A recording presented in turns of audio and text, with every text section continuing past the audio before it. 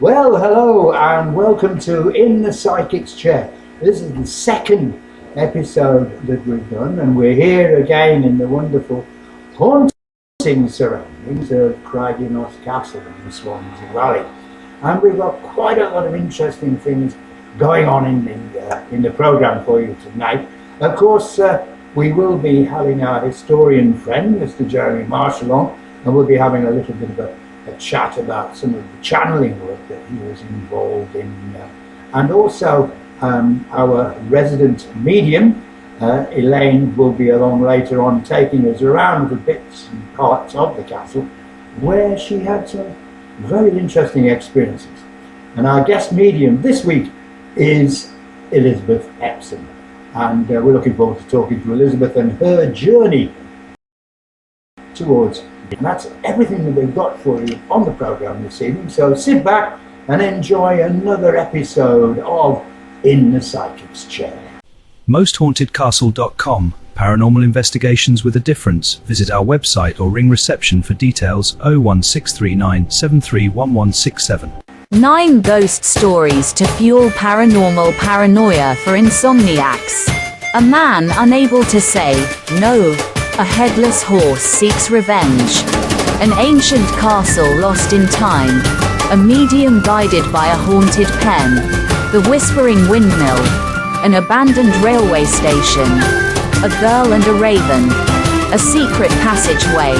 And the very strange absent ball. Illustrated by Jill Brooks and written by Lazarus Carpenter. Available from Amazon, Lulu, Artist and Makers Emporium.uk and LazarusCarpenterAuthor.com. Very pleased to be here with you, Lazarus. Jeremy, it's been a while since you and I had our channeling sessions, and they were exciting. We did it for a long time, didn't we? We did, yes. We met every week, and yours truly went fast asleep. And what would be, and of course I didn't know what would be. Jeremy did, because he was fortunately the scribe and in charge of some of the filming as well, wasn't he? So what was perhaps one of the standout moments for you, in terms of the work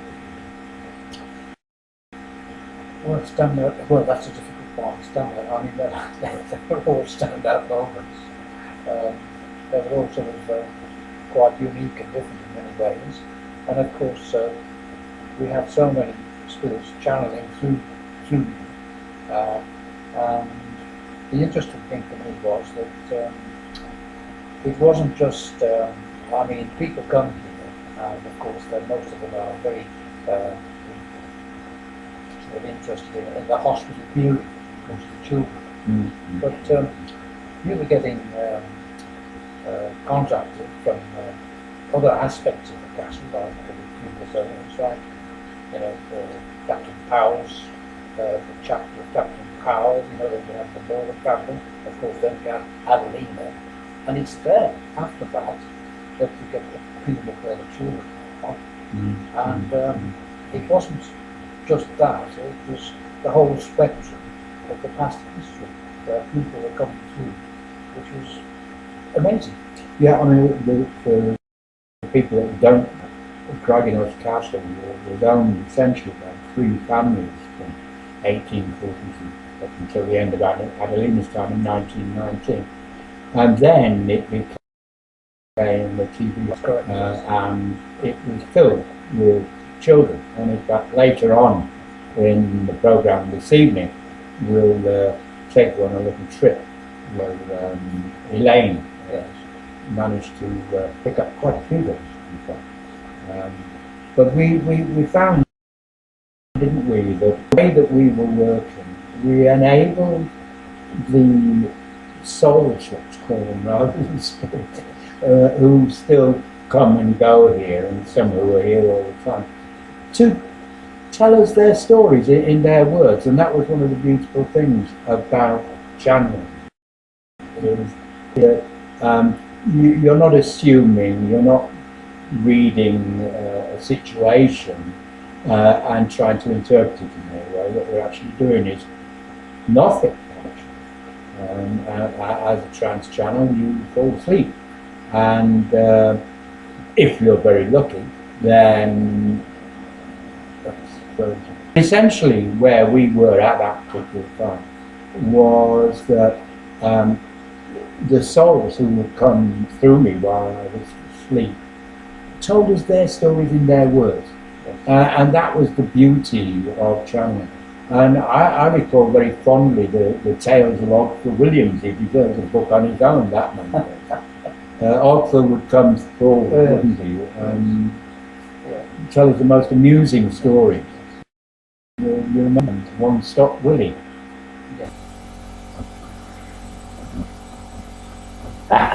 Hello. It's me again, Ogford. I do. I'm enjoying this. I love coming to say hello. Yes. I've another funny story for you. Would you like a funny story? Would you? Right, okay. Now I told you about the story about Willie, didn't I? And the pine trees and the pacing and how he got it all wrong. Mm-hmm. Yes. Well, Willie, as I said to you, he was not the brightest person that we employed by any shape of imagination. There was a lot of mistakes that he made. A lot. But I'm going to tell you about another one that he made that Mr. Hibbert was not at all happy about. Oh, no. You see, because some of the mistakes he put right. I mean, like with the pine trees, we dug the holes, we filled them in, we dug them again, we moved the tree, and he went on and on and on. Well, we lost a lot of time with that, see, so I mean, time is money. And even though her ladyship was very nice and very kind and all the rest of it, the Baron was anything but, and of course he would shout and bawl at anybody given half the chance, if you know. So, anyway, it was a Monday morning, and everybody had a very busy weekend because they'd been shooting, see? Yes. So there was lots and lots of birds hanging up that they shot over the weekend. And we didn't use Willie for we didn't even use him as a beater, because he was useless. But we did think that at least what he'd be able to do was to collect the birds and the dogs and put them on the trolley, on the little cart, and take them to the room to hang up, you see. I mean, it's not a difficult job, is it? Even for a moron, it's not a difficult job, but Willie was a moron, I'm afraid. Yeah. You'd say to him, what day is it? He didn't know what day it was, half of the time. So Mr. Rivett said to me, he said, get Willie to move the birds on the little cart, take him to the room to hang up, ready for the kitchen, see? Yes. So there he was. So he's got this cart now. Oh, and there must have been 100 birds on this cart, because they'd had a big shoot that week. Big shoot. Because people from all over the place, visitors from Bridgend and Cardiff, and there was a couple from London, all come up with the guns and shooting. Of course, the Baron loved to shoot, as you know. He was in his element. He was lording it over everybody. So, lots of ducks, various ducks and various geese, all sorts of things that have been shot. And I think it was about February time. It might have been a bit later than that, but it was towards the end of the winter. So it was still cold, a bit nippy on the outside. And there was a bit of a frost. So it must have been earlier in the year.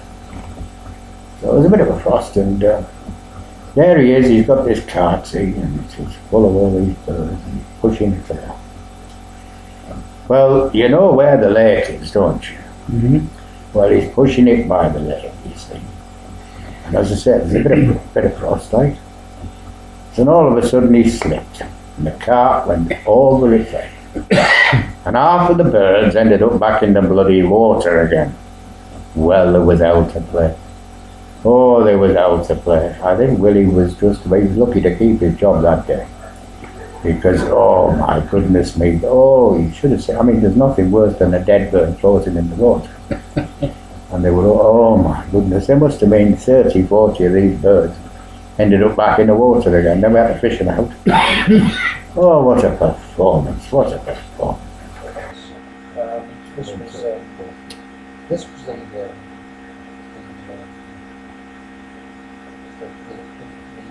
member of staff that was with the gardener. Yes, the common inlet, the gardener. He was one of the I suppose. But that was an amusing story about it, because apparently this guy wasn't that sort of bright, was he? That's true. He had to be Helped along. Helped to remember things as well. but some of these characters came through with their stories with such emotion. Yes, and great humour as well. Tremendous humour. I think that one of the interesting things about it is that although we dealt with everything very seriously and respectfully, not all of the souls that we spoke to with that respect were with us. But we never had any problems at all, did we?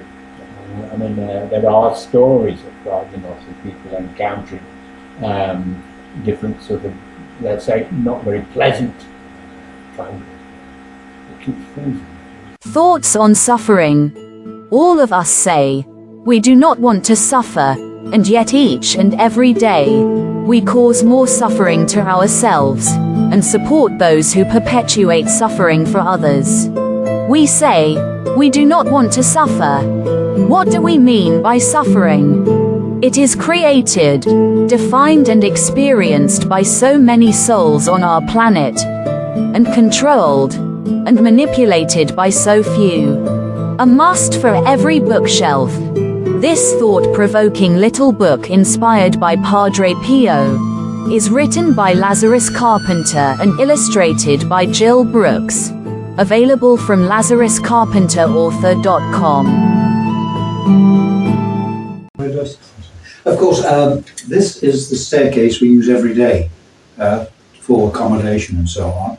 But in Adelina's day, it would have been for the staff to go up and downstairs and from the cellar, because obviously she has the grand staircase, a section which is still there today on the first floor. Shall we carry on? How do you feel? Well, absolutely amazing. The energy in here is very kind. It's a very busy place. And it goes from quite an oppressive energy to quite a light energy. It's absolutely stunning. It was interesting as we were walking around because, I mean, we'll share what happened in what used to be Adelina's chapel, which is now the bridal suite. Right, well here we are on the first floor. This is the bridal suite, but in Adelina's day it was her chapel. I think we've mentioned before she was a devout Catholic, and every day she was here she would be in the chapel for an hour or so, and we're just going to pop in here now and have a look. It is the bridal suite, but you can see definitely the shape of the ceiling and the stained glass window that it was in fact her chapel.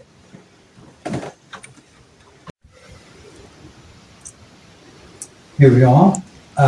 You can see the shape of the ceiling and the stained glass window up there.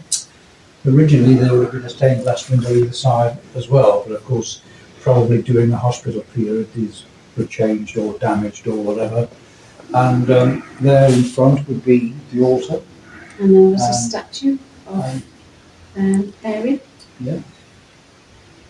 And when she was in here, the gardener, or before she got here, the gardener, Con Hibbert, to make sure there were fresh flowers in here every day that she was here. When she came in.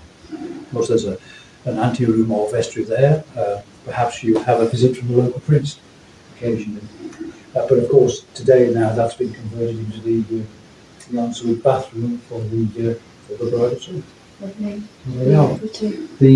The important thing is to remember that when Adelina passed away, she was sort of placed in her coffin downstairs in the cellar, and then she was brought up here in her coffin, here, where we're standing now, for the staff to pay their respects. And then she was taken down to the church in Runrice, where the local people, the community, could pay their respects. And she was then returned here, and eventually she was taken up to her railway station up on the hill, put on the train for London, put in a Catholic church in London for her friends in London and the aristocracy to pay their respects, and finally she made her way across the Channel to Paris, where she's buried today. And the energy in here is quite good. I've noticed that the lights are flashing. I'm not sure if that's the energy. I'm very aware there would have been a statue of Mary here, very aware of that. I'm also getting a little bit of breathing difficulty, if you like. It does feel very, very serene, I have to say. I'm very aware that she would have been here, and she would have knelt here also, I feel. She would have knelt here also. Yeah, it still feels quite busy. So I don't feel that she would have been in here on her own, because it feels quite busy. Lots of people coming and going. Such a very, very peaceful place. I do feel this was more like her sanctuary, to be honest. She'd come here when she needed a bit of peace, as it were. You can see the smoky figures. Can you see the smoky figures? Yeah. So yeah, it's lovely, absolutely lovely in here. And I've got the smell of flowers, real sweet smell of flowers, which is really nice. And I'm aware of, I don't know if that would be the rosary beads, and she's showing me the necklace. So I've got the necklace as well. I feel there was a lot of turmoil with her as well, because I feel quite sad also when I'm here praying. So I just feel like there's a lot of turmoil in here as well. So my chest is really hurting, so she will have some kind of breathing difficulty, hugely. So I can't breathe. I'm very aware that she would have had visitors, so the priest would have come. And I feel that he would have supported her a lot, actually. It feels like he would have been a friend and supported her a lot. I'm also getting pains in my backs and my legs as well. So, yeah, just feel like there's a lot going on, really. Does she have birds? Did she keep birds? Yes, she did. She had parrots. Parrots. And they were in the conservatory, and also mainly in the winter garden. She had a huge glass house, winter garden, which she bequeathed to the people of Swansea in 1914, and it's still there today. It's known as the Patty Pavilion in Swansea. Yeah, because I'm picking up the sound of birds, big birds. And I'm also getting a cap, like a bed cap. Do you understand that? Well, you probably would. A bed cap also. There's also a shadow at the top of the door. It's just come in there as well. So I'm very aware of that. My feet hurt, they do. So I feel like I both had dainty shoes, but my feet hurt, so I feel like they're wrapped up. Really nice in here. It does feel like a place of sorrow where I can connect and find counsel, as it were. Just feel a little bit subdued with sadness. Yeah, lovely. Interesting experiences in there. We then went upstairs to what used to be the hospital. Very oppressive. Yes, as soon as I walked in, my chest tightened, and I felt my chest.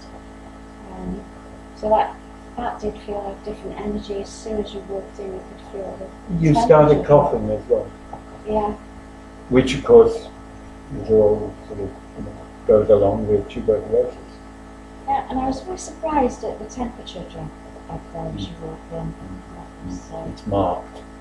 absolutely. You're going from what we're trying to explain it, a kind of a reasonably warm environment, both psychically and physically. And it's like walking into a freezer. Absolutely, it's freezing. And then for him to confirm it, is it? Yeah. Well,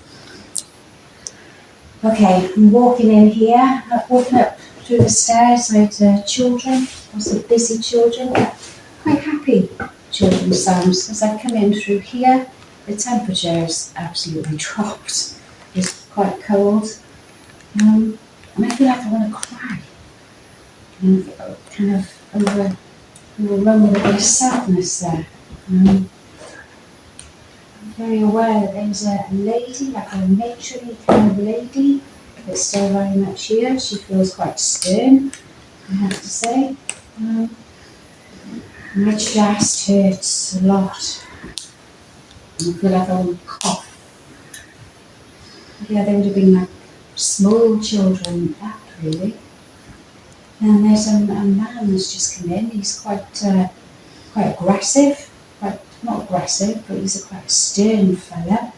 And he says he was the doctor. He says, I was a doctor, but he's a quite stern chap. And my here is absolutely burning. So I think I'm picking up the coughing. She said it was cholera. Here, it was tuberculosis hospital. Tuberculosis. Chest here is hurting and cough. Does feel like it's ruled with an iron fist, really. Doesn't feel like a nurturing kind of hospital. It feels like it was ruled by an iron fist. Particularly the fellow who was some kind of overseer or doctor here. He was like to stand up straight with this fellow. I would draw attention to the way that he spoke, because he had quite a booming voice. And I wouldn't say he was cruel, but he certainly wasn't kind. Quite a bossy fella.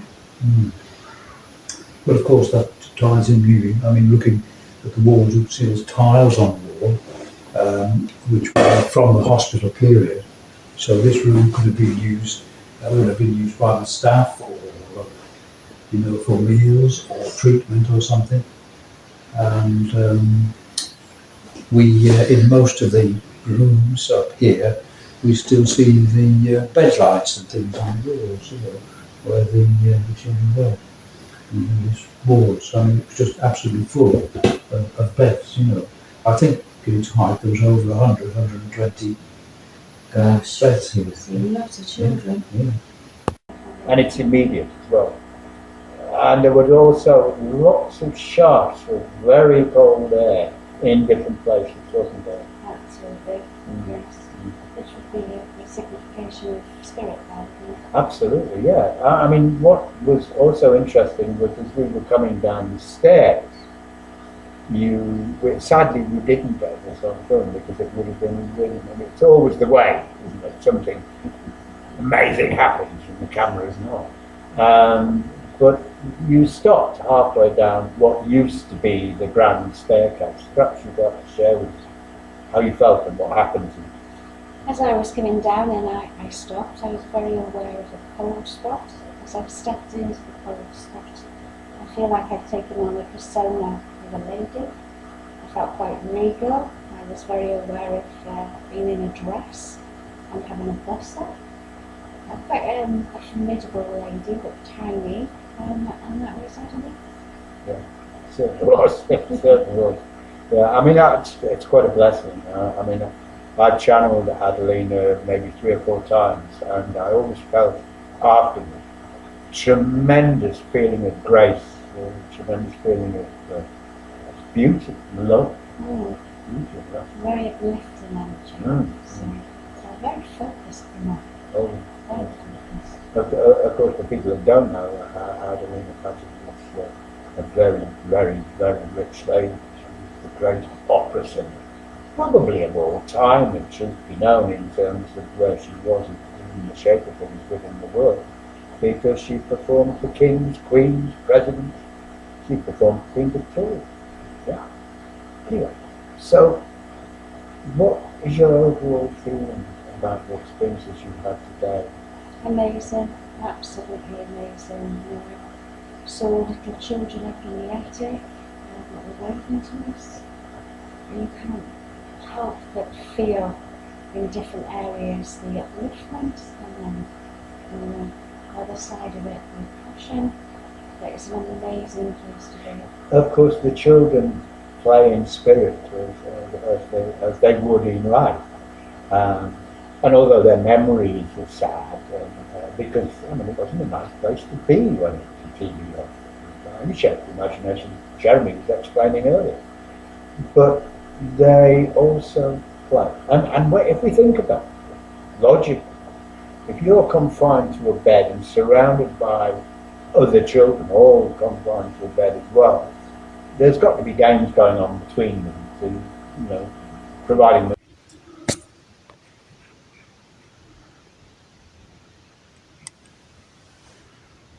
Ah, yes. I can see you on my camera. I can really see you really clearly.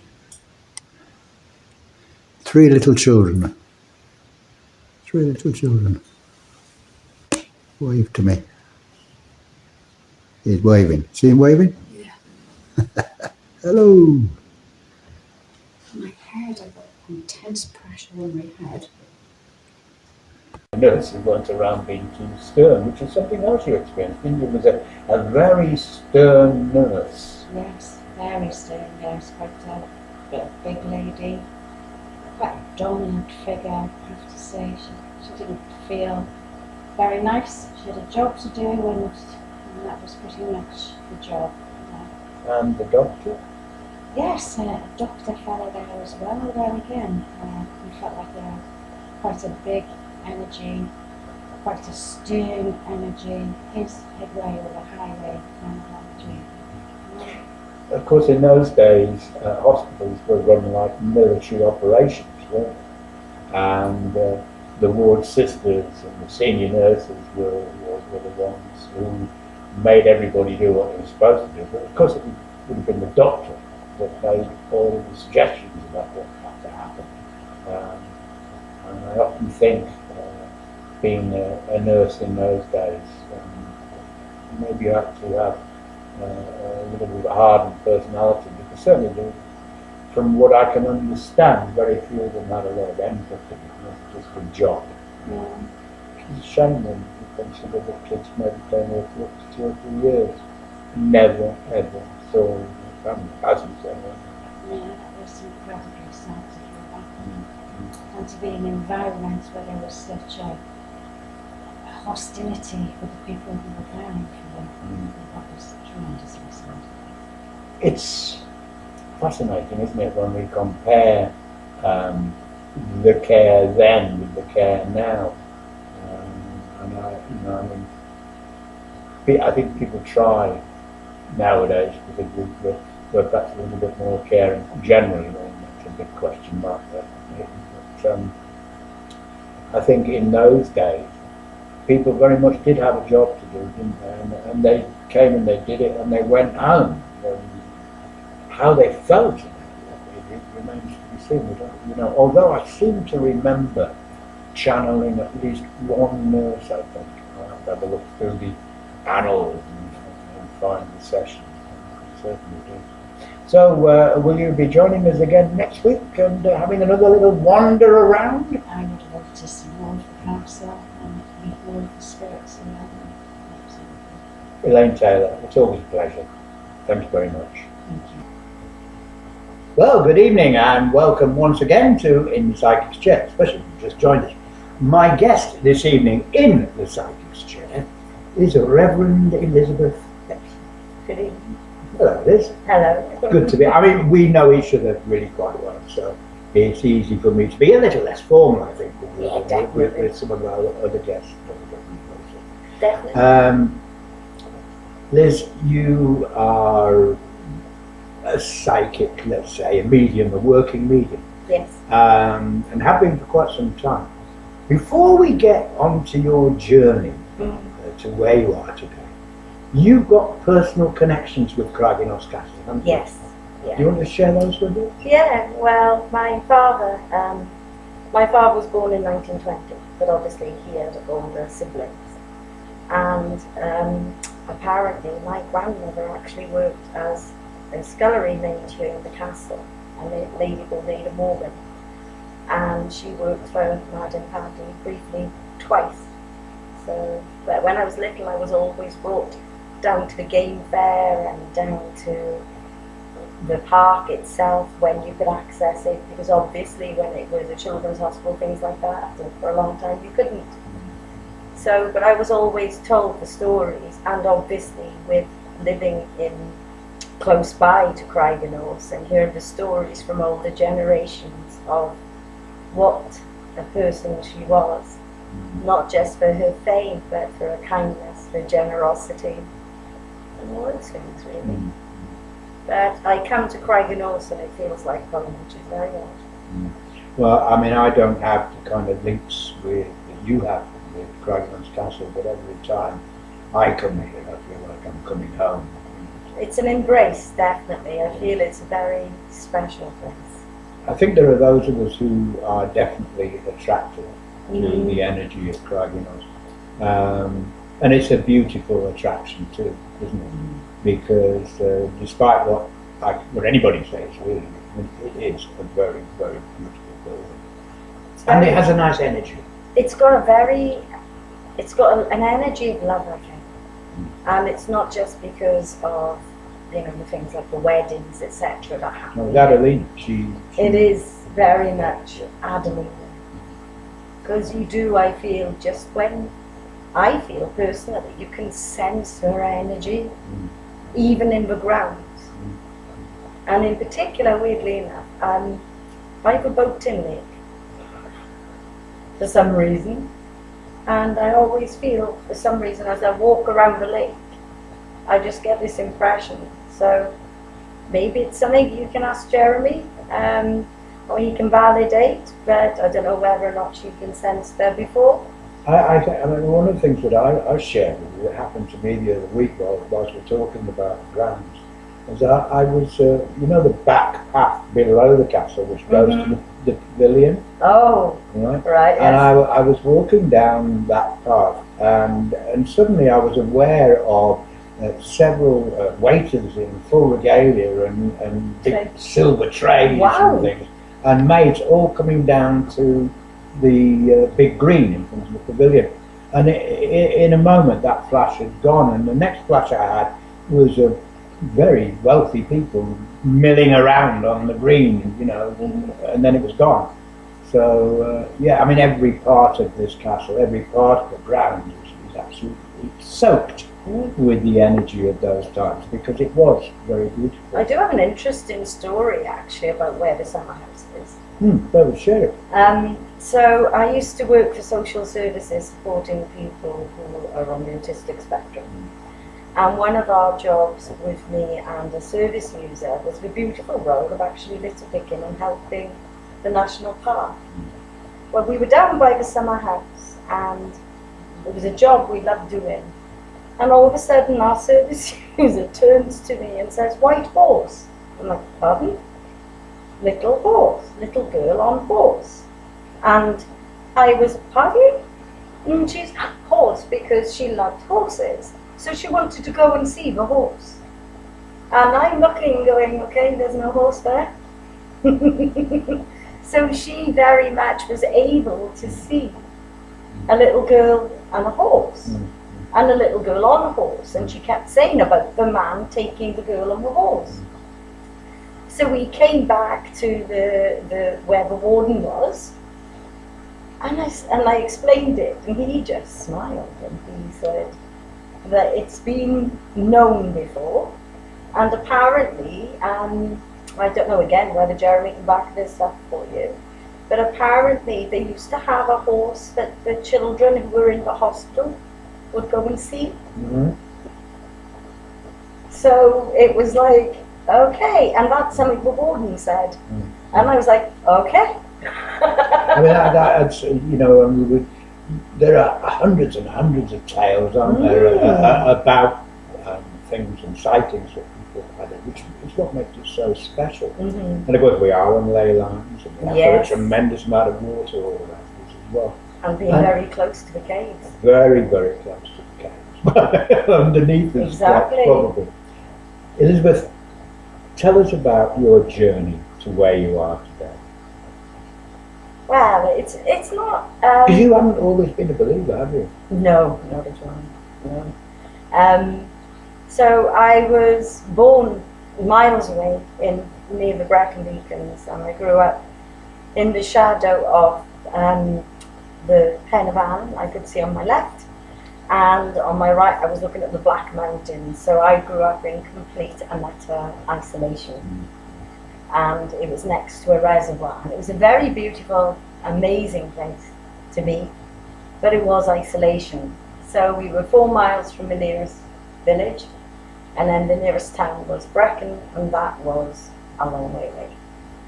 And so, but I also have realized that I had to be born there, because in the silence, in the quiet, it made me, because there was no distraction. So it made me very aware of not just what I could see with my eyes and my ears, but what I could feel. So ever since little I would feel things. I was always very clairsentient. So even young, and I would have these crazy nightmares, even young. And of being shot and things like that, which now I realise perhaps were a little bit from past life. So I would have all these freaky nightmares.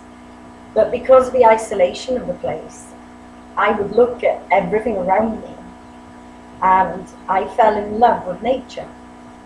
And I was brought up by my parents to love nature and everything, not just what fits, you know? So I was the bonkers, those people who may watch it from my school. I was a bit odd.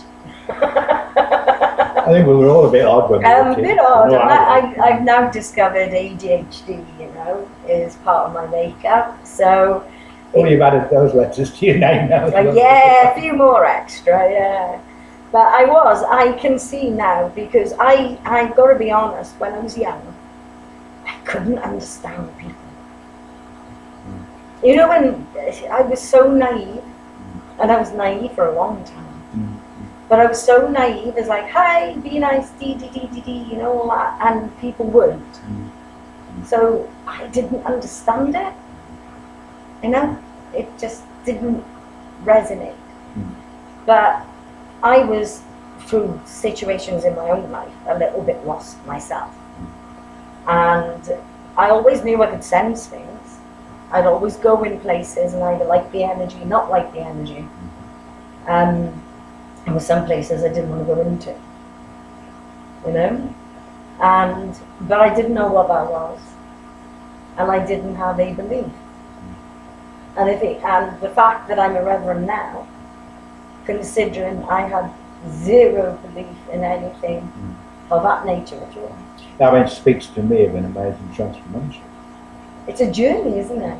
And it's one of those situations, you know. I think we all look back, don't we, on our lives, and I think one of the biggest things with being a psychic, a medium, or working within anything to do with soul and essence, is the remembrance that it's your journey too, and it's your transformation. I mean, I go a bit further than that, say it's part of who we are. It has to be. Yeah, I mean, there's no separation. You know? No, we are soul as well as human, you know. It's part of it. It's inside of us. It's outside of us. It's around us. It's everywhere. Yeah. And the way I put it is, I had to know the darkness to see the light. I would agree. And that includes... How do we know the difference? Exactly. But that also includes the darkness of my own ego. You know? Yeah. And how... And I feel that's a big part of working in the lines of work we work in, is that we have to overcome how we perceive ourselves. Yes. It's about our ascension. And that's difficult. That's really quite difficult. It's hard. Because you isn't it? can't, I mean, it's very, I mean, for example, if you're with a group of people and you're working with that group of people as a medium, there is no place for, is what I'm saying being accepted? Can they understand what I mean? You know, there's no place for that, is there? Because whatever one is receiving has to come straight out as you're receiving it, with no embellishment. No. And certainly no questions on behalf of the, let's call it the channel, the medium. We do start out questioning, though. I think that's healthy. Because I do think, and I think it's good. What was the major questions do you think that leapt out at you in the early days? Why? Why? But in the early days as well, like I was first introduced to any form, I'd always sensed that, always. There was a few people who were in school who was weirdly enough, whose family members were healers. So I can see now the little markers of this, okay? But I had my first experience at the age of 9, and it was because I'd lost my grandfather's earrings that he bought my grandmother, and I put one in to go and play like you do as a kid, and I'd lost it. And then I went back to my aunt's house, and everybody was not impressed, because this was a heirloom. So I was dragged back, you know what it was like in those days, your parents didn't mess around. Dragged back and Cuffed around. Yeah. Searched this whole play park and devastated. And as I was walking out the gate, and I was with my mum, my aunt, my cousins, all I heard was monkey bars fall from the left, look down. As clear as day. And I don't know where it came from, you know. But it's not hearing outside of you, it's hearing in. So I was like, okay, I'm going to go. And my mum had my arm, and in those days you would have clout for saying no, didn't you? So I was like, no, I've got to go back in. Looked, and I wasn't good with my left or right, so I counted wrongly first. Nothing. Then I looked, went 1, 2, 3, 4, looked down, and there it was. And that's my first what? So that was my first what? And then when I went into a spiritual church, a Christian spiritual church in Nick, which was a beautiful place, taken by my sister-in-law when I was 19, and was like very blasé and whatever about it. Sitting there and seeing people just have hope again, and realizing that what I'd sensed was real, and there was a name for it, and I wasn't just off. And isn't it true that I doubt very much whether there's a human being on the planet who would not like to believe in everlasting life. The understanding of everlasting life being that when we pass and we go into, let's call it the spirit dimension, if you like, that transition when we do pass is very rapid. You know, we don't hang about. No, we don't. Because the vessel that we've inhabited is no longer required. Definitely not. And that's the thing, isn't it? I think with part of it, it's not just about, the question isn't just about why, but it gives the question of why are we here? And thus when you look into spiritualism, existence after the passing of a physical body, the two give the same sort of question of why, but they also give the answer. People want to know why are we born and why do we then pass, but when we see it as a cycle and just a natural progression from one form of existence into another, it can help give more understanding and create more questions to both. After all, we're born again. Exactly. And we seek it. Exactly. And that's the thing. Everybody wants to know about soul and spirit and things like that. And I always say, I will never say to anyone who their guide is. It's a personal journey. It's something one has to find out for themselves, exactly. By making some kind of contract with the universe as to what you want. Exactly. That's the other problem, isn't it? A lot of people say, oh, I have a guide, there's this and there's that. And they haven't. Yeah, but the whole thing I feel as well is very much, as you said, our soul is love. We come from a source of divine love and creation and magic and wonder, whether that source is consciousness, whether that source is called God, whether that source is called Allah, whatever they name, it doesn't matter, because it's all spokes in a wheel leading to that glorious understanding and consciousness, whichever name it's called. And that isn't a power of just hate, greed, ego or destruction. That's earth. Elizabeth, you've got a church now as well. I do. Well, I'd say I've got the church. I inherited it actually by the people, beautiful souls called Andrew and Lynn Ryan, who trained me and assisted me to develop my psychic and spiritual abilities. And obviously, after so many years of service, they felt it was time to step back, and they were going to step up. Yeah. But they actually phoned me and said, just made me aware that they were closing their church called Spirit Lights. And I don't know why, but I actually turned around and I said, I'll do it. And it was like, what? But, so I always say I inherited it. And even though I may say it's mine. There's a part of me believes, or thinks anyway, they asked you because they knew you would say it. Probably. But even though, yes, I can say it's my church, I suppose, because I inherited it. But I think the important thing to acknowledge is, if it wasn't for the great people that help, we're a team. So it's just, we are a team, and it's lovely, and it's in Kilfrew once a month on a Sunday. And we're quite laid back with it. The second Sunday of every month. Around that timing, yeah. What's the postcode? I cannot tell you off heart. I'll find it out and I'll put it on the programme at some point. But it's a lovely little church. I mean, you get very well attended. And also you have students that you help as well. Yes. To develop their abilities. Of course, the first one is to find out who you are, isn't it? Exactly, and that's the big thing. This is coming back to very much what I was saying earlier.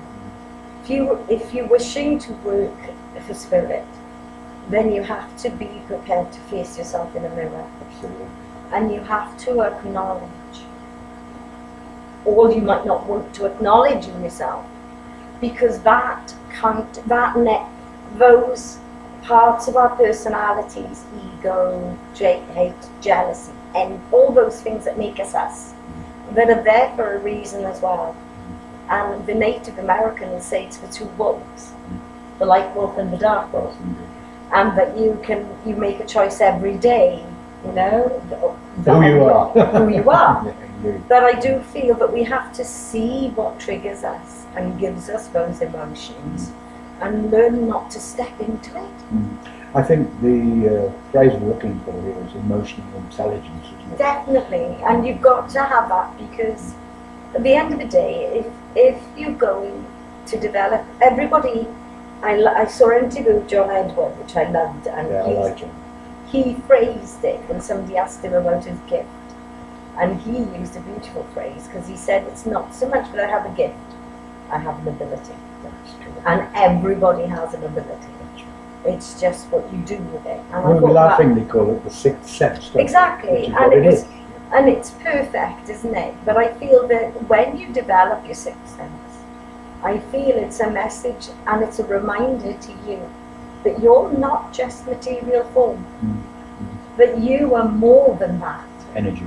Your energy, your soul, your consciousness, and that development is there to assist you. And isn't it true if we take that? Well, I mean, we have a physical energy, of course. We see our auras and our physical energy and everything else.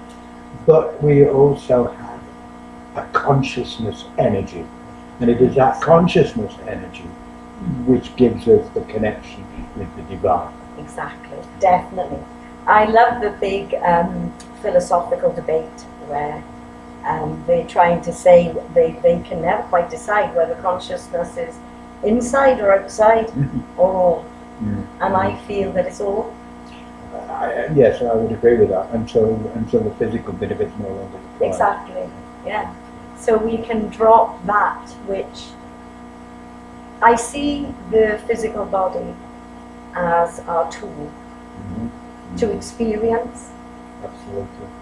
You know? I mean, it's very interesting, Elizabeth, because I'm sure that the discussion that we've had might well create a few calls and a few emails, which of course we'd be happy to deal with in another program. Would you come back and talk to us again at some stage in the future? Maybe even join Elaine and do a little bit of mooching around and see what you can. After all, the program is about bringing the psychic into your living room, but in a way that is understandable, not egotistical, and full of fact and not fiction. Elizabeth Epsom, Reverend Elizabeth Epsom, thank you very much for being my guest in the psychic chair tonight. Thank you very much. Thank you. Right, well, there we are. That brings to a close another episode of In the Psychic's Chair. Hope you've enjoyed the program, and we'll come back and see us again soon. Big thanks to my guest Jeremy Marsh, the historian, and Elaine Taylor, our resident medium, and my guest medium in the Psychic's Chair tonight, the Reverend Elizabeth Epsom. So, thank you very much. So, from me, Lazarus Carpenter, good night and thank you. Walls Have Ears, 1843 to 1877, Volume 1. Why not tune in to Showboat Television Online, Roku or Amazon Fire and watch Whisperings of Craig y Nos, produced by John Rolls and based on channeling and books by Lazarus Carpenter. A journey into the paranormal, only on Showboat Television.